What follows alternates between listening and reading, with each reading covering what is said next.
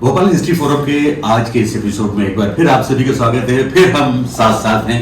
हमारे साथ में है एडवोकेट शाहनवाज खान साहब, रिजवानुद्दीन अंसारी साहब, और कैमरे पर हैं मोहम्मद अमान खान और अशर कदवी साहब भी हमारे साथ में हैं। और जैसे कि पिछले एपिसोड में हमने जाना था कि भोपाल शाह सल्लाम के नाम से ज्यादातर इतिहासकारों का कहना है कि उनके नाम से भोपाल का नाम पड़ा। अब लेकिन बात हम कर रहे हैं रानी कमलापति की। तो रानी कमलापति के शुरुआती दिनों की जब हम बात करते हैं तो जो पिछले एपिसोड में हमारी बात हुई थी, तो क्यों ना हम फिर रिजवानुद्दीन अंसारी साहब के पास में चलते हैं और उनसे जानते हैं कि शुरुआती दिन क्या थे रानी कमलापति के, जो भोपाल की एक धरोहर कहें या भोपाल, उनके बिना भोपाल का अस्तित्व या वजूद नहीं है। इससे पहले मैं ये बता दूं, रिजवान भाई ये भी बताएं आप हमको कि गिन्नौरगढ़ और चौकीगढ़ का क्या ताल्लुक था।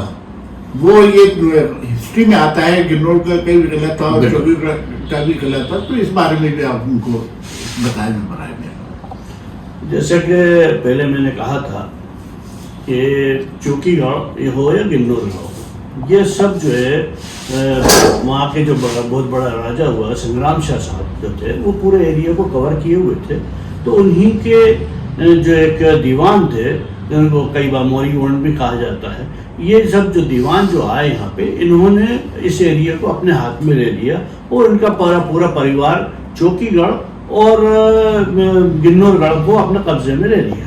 पहले कहाँ के थे ये, कहाँ संग्राम शाह पूरे इलाके का जो है पूरा जबलपुर तक का एरिया उनके हाथ में था। भोपाल के अतराफ के चारों तरफ के जितने किले थे छोटे छोटे, ज्यादातर वो किले, क्या किला खेडला क्यों ना हो, क्या बहुत से सर के जो किले जितने किला थे छत्तीसगढ़ को कहलाते, ये पूरे गढ़ थे। अच्छा, ये छत्तीसगढ़ हुकूमत रही है इनकी, काफी बड़ी हुकूमत रही है, लेकिन ये हुकूमत करते थे मुगल एम्पायर्स के अंडर में।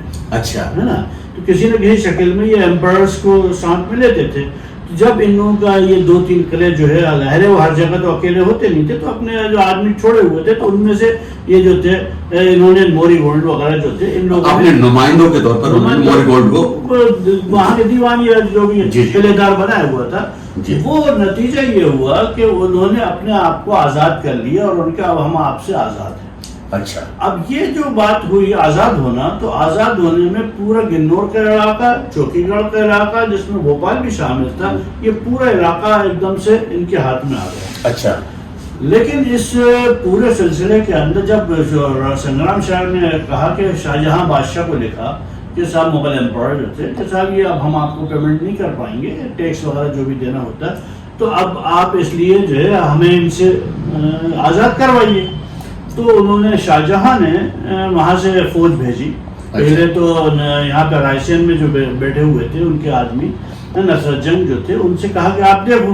तो जब नसरत जंग आए तो उनके साथ ये किला गिन्नौर ही इतना बड़ा है कि उसके अंदर 60 फीट ऊंची दीवारें हैं, 20-30 फीट मोटी दीवारें हैं, वो भी 3 सर्किल हैं, वो पहाड़ों पे जंगल में है, तो हमारे पास इतनी कैपेसिटी नहीं है कि हम इसको फतेह कर सकें। तो उस सिलसिले में शाहजहां ने वहाँ से लिखा किसको, मांडव में मौजूद काजी मुस्लिह साहब जो थे, उनके किलेदार थे वहाँ पे, उनको लिखा और उनके बेटे, दूसरे बेटे काजी सालेह साहब को उनके साथ भेज दिया। पूरी फौजें, तोपें वगैरह लेके, तोपें भी आई, फौजें भी आई, और आसपास के जितने राजपूत वगैरह जो भी उनके साथ देते थे, जागीरदार वगैरह, वो भी साथ हुए। तो ये फरवरी 1645 में आना हुआ यहाँ पे, और फरवरी के अंदर मार्च में जाके इस सबको काजी सालेह साहब ने फतह कर दिया। अच्छा। शाहजहां के हुक्म से, है ना। तो अब ये सब कहाँ शाहजहां के अंडर में आ गया ये वापस। अच्छा, है ना। तो उनको रह लिया तो 8-10 साल जो हम लोगों की फैमिली और कई फैमिली जो बैरसिया में बाद में बसे हैं, वो काजी सालेह साहब का खानदान, ये 1645 के आए हुए हैं। अच्छा, है ना। तो अब जब इन्होंने यहाँ पे इन्होंने अपना कब्जा कर लिया और इनको जब ले लिया, तो वहाँ पे किलेदार बन गए, उनको गिरफ्तार भी कर लिया इनके जो गवर्नर थे। लेकिन जब उन्होंने बाद में माफी तलाफी करी कि साहब आप तो अभी दे दो, आपकी शर्तें हम कबूल कर लेते हैं जो भी है, तो शर्तों को कबूल करते हुए, इन्होंने पेमेंट्स करते हुए इनको वापस 10 साल के बाद, अच्छा, है ना, उनको दे दिया, लेकिन क्योंकि उनको कहीं ना कहीं तो अपने नुमाइंदे फिट करना है तो संग्राम शाह की जगह यही दे दो, मतलब कोई तो संभालेगा, तो क्यों ना एक्सपीरियंस होल्डर है उसी को दे इन्हीं को दिया दे दो, इन्होंने कब्जा किया, चलो इन्हीं को दे दो। हाँ। तो इनसे शराइत वगैरह तय कर ली। लेकिन अभी क्या है, वो दूसरा पार्ट जो था, जी। जो दूसरे भाई के खानदान चल रहा था चौकीगढ़ का, जी। वो अपनी जगह रह गया। ये तो गिन्नौर को तो कंट्रोल कर लिया, हाँ। चौकीगढ़ को कंट्रोल नहीं कर पाया, अच्छा। है ना। तो चौकीगढ़ वैसे ही रह गया, तो वहां पे सिर्फ ऑर्डर्स भेजते रहे औरंगजेब के जमाने में, और फिर बाद में उससे पहले शाहजहां के जमाने में भी भेजते रहे।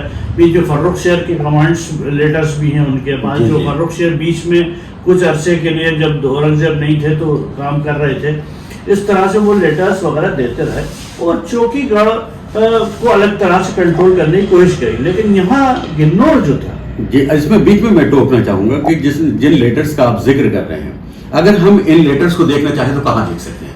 ये जो लेटर्स हैं जो भी हैं, ये जो आज भी मौजूद हैं, जो मैं जो लेटर्स के जिक्र कर रहा हूँ, ये सारे लेटर्स नेशनल आर्काइव के अंदर मौजूद है। सनद जागीर सेक्शन है वहाँ का, भोपाल में, भोपाल के सनद जागीर के सेक्शन जो है, ये सब आपको सब उसी में मिल जाएगा। फिर एक किताब जो है, जो शाहजहां के ज़माने की लिखी हुई किताब है ना, वो उस किताब में भी सब लिखा जाए। शाहजहां की जो आप बीती शाहनामा कहलाता है या बादशाहनामा जो कहलाता है, जी, जी। उसके अंदर ये पूरे वाक़े का डिटेल्ड जिक्र है। हाँ। इसके अंदर पूरा फॉल ऑफ गिन्नौर के हिसाब से, गिन्नौर के फॉल ऑफ गिन्नौर के नाम से पूरा चैप्टर है। हाँ। उसके अंदर उसमें ये सब काई साले की आना वहाँ पे जिक्र करते हैं। वहाँ पे आज उस एरिया के बारे में बताते हैं कि साहब ये जो है तोपें आई, तोपें वहाँ से लेके आए, उनके बगैर नहीं हो रहा था काम, उनको घेरा, फरवरी में घेरा, तोपें ऊपर नहीं चढ़ रही थी,